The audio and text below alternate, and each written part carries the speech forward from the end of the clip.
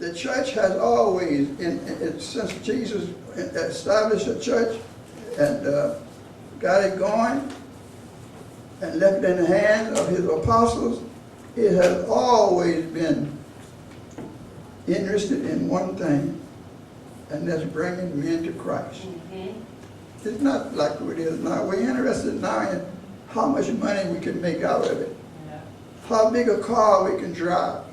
There in Lake Providence, we were up above Lake Providence, but I'm not that familiar with that area over there. But it's over there in Louisiana.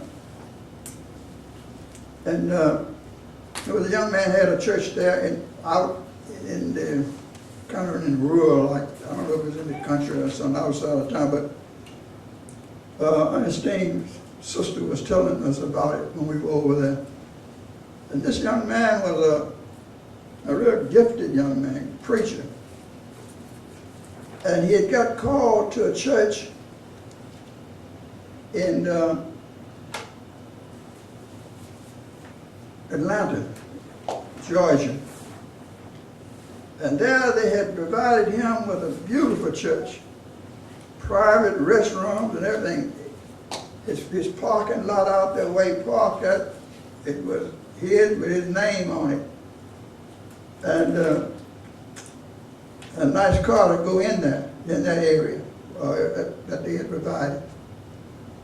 But he got so lifted up until he become a new creature. You're talking about becoming a new creature. He become a new creature. They said that people go there that he had went to school with, he'd been knowing all of his life. He was so big that they had to get an appointment to talk with him, just to meet him, just to let him know that they were in town.